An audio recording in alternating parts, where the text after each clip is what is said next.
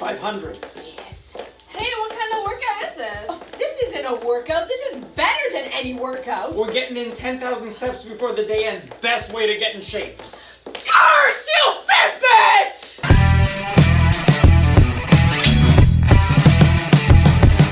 Hey, it's Christina here with Extraordinary Athletes, here helping you fit fitness into even the busiest of lives. So remember to crush that like button, subscribe, check out some of our other playlists, and also hit that bell notification so you never miss one of our videos. But for today, we wanted to cover a growing fitness standard that continues to be propagated out there in society. And this is the 10,000 steps per day standard. Now we want to be really upfront and let you know that personally, we've never been big fans of this whole marketing gimmick. And so we are answering the question, is 10,000 steps a day BS?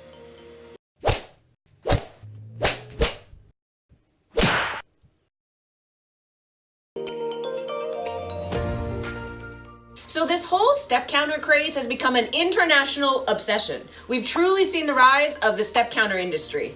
Fitbit has been marketing like crazy, and it's even estimated that by 2020, there will be 500 million of these in the hands of consumers. And it's even led to a whole generation of people who are obsessed with using Fitbits and step counters to compete against their friends and families. Ha! Today I got you beat. I'm already at 8,000. Day's not even over yet. I beat you 8,233. You got a lot of catching up to do.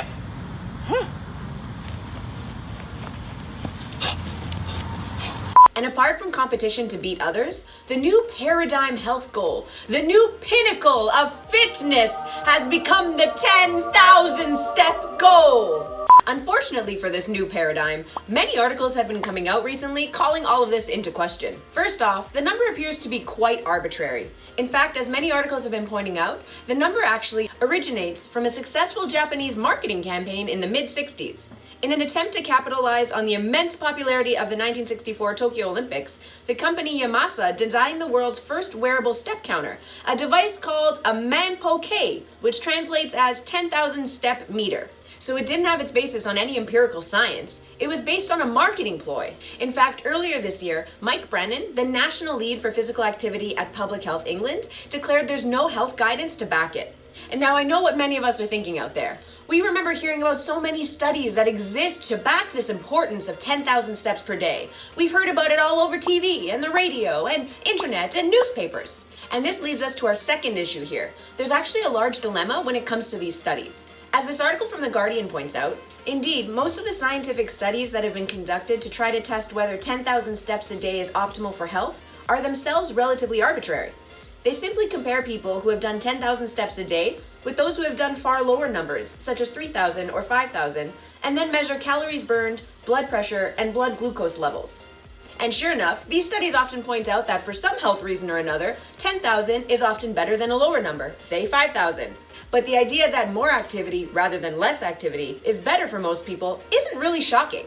And it also doesn't mean that the number 10,000 is actually significant. Nor does it mean that attempting to achieve 10,000 steps per day is the best or most efficient way to achieve your health goals. So it's important to keep some perspective here.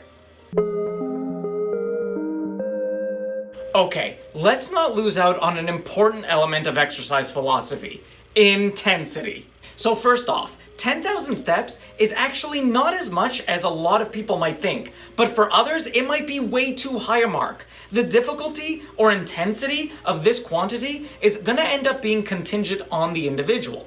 The issue here is not just that 10,000 steps is an arbitrary mark, which it is. It's also the fact that it's not going to apply to everyone equally. These one-size-fit-all type statements are almost never applicable in fitness. Just like with so many elements of exercise and nutrition, your step goals are largely going to depend on your individual particularities. That means your chronic conditions, your current activity level, or your weight.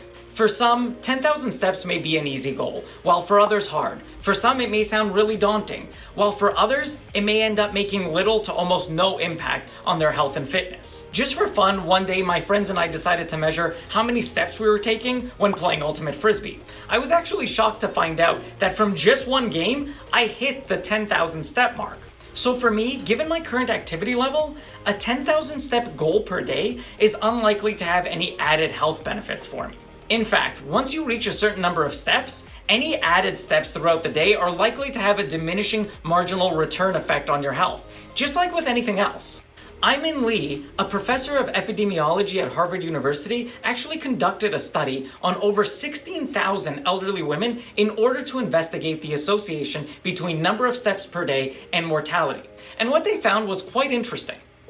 The basic finding was that at 4,400 steps per day, these women had significantly lower mortality rates compared to the least active women. Lee explains, if they did more, their mortality rates continued to drop until they reached about 7,500 steps, at which point the rates leveled out. So if the solution to health isn't just going to be more steps to infinity, what else should be our focus here? Well, it should come as no surprise that intensity is what's going to be key. Intensity is an important factor in many exercise regimens. There is a big difference between taking it really easy and having a rate of perceived exertion of say about 5 versus really pushing and approaching your exercises with an RPE of 8+. Let's take a look at the example of Christina and I working on our abs here. Now, if you're in decent enough shape, there's going to be a big difference between just breezing through a standard plank, much like I'm doing here, versus something more intense, like a mountain climber, as you see Christina doing here. So notice the difference, and it's not just based on the speed of the movement. No, intensity is about how hard you have to try, even with slow and more controlled exercises. For instance, notice the differing levels of intensity here with these examples of us performing a dip. You can see the intensity and exertion differences on our faces, and again, this is very key. And as this article from The Guardian points out, one of the major problems with the 10,000 steps a day goal is that it doesn't take into account the intensity of exercise. Getting out of breath and increasing your heart rate may well be even more important than the exact number of steps taken. So many people have begun thinking that just adding some more steps in your day is going to get you in great shape. And certainly, if you're largely sedentary before, adding any type of movement throughout your day is definitely going to be good. But getting in great shape is going to involve hard work, and this is likely going to involve some form of intensity, a key component to fitness that often gets overshadowed and forgotten about by these step-based obsessions. In fact, a study on walking cadence and intensity appears to suggest that a minimum of 100 steps per minute may be required for beneficial exercise intensity.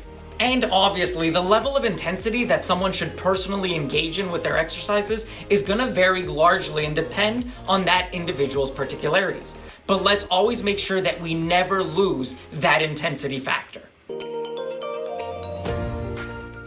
Okay, picking up on the point of intensity, let's do a comparison between walking or steady state cardio versus working out. Now, some of our best workout programs aimed at building muscle and strength involve little to no steps at all. Think about bench press, chin-ups, pull-ups, deadlifts, or variations of all these exercises usually don't have a lot of steps. But all of these are excellent workouts for your overall health, despite the fact that they will not put a dent in your step count. And it would be silly for us to confuse getting in a certain amount of steps with having a good, solid workout plan.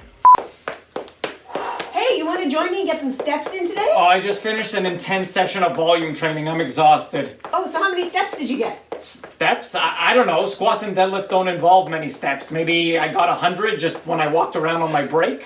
100 is a pathetic workout. Okay, I'm gonna stick to this. All right.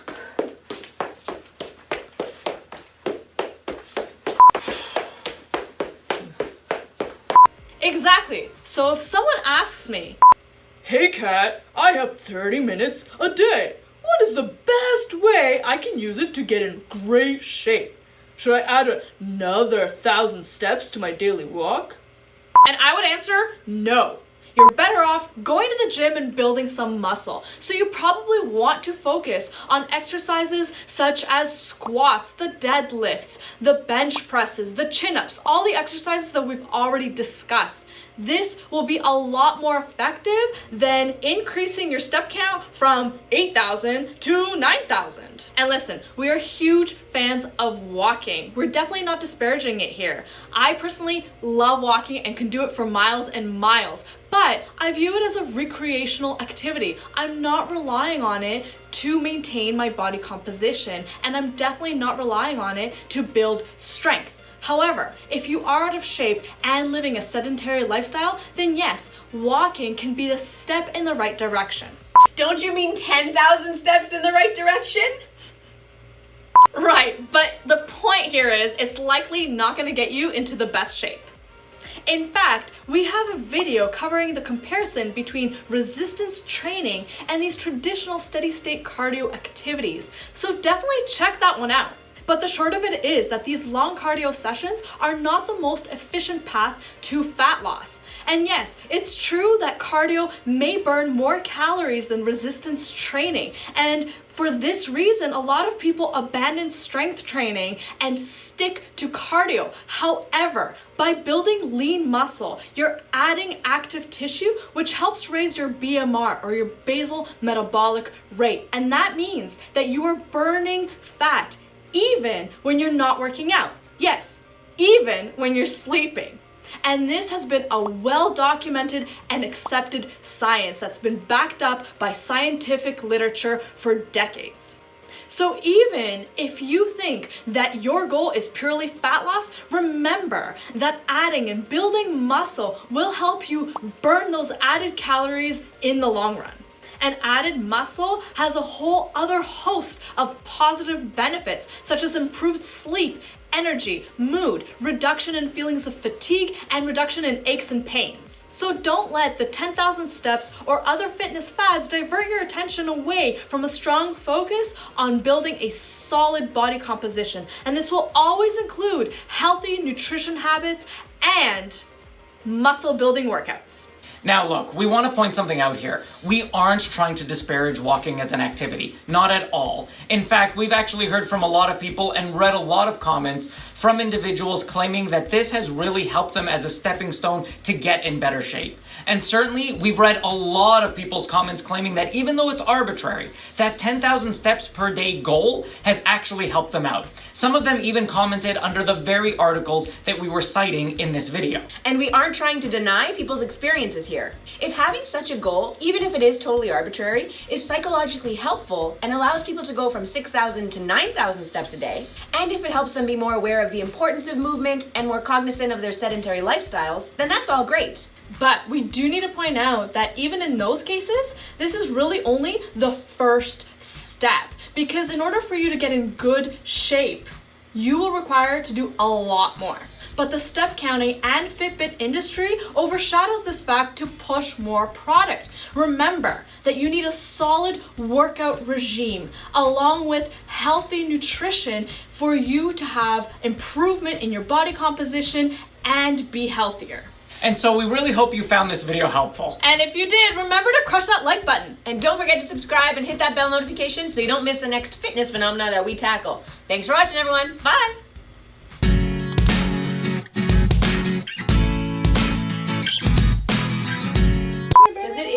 Does it indigo? Where's my Batman watch? Okay, guys.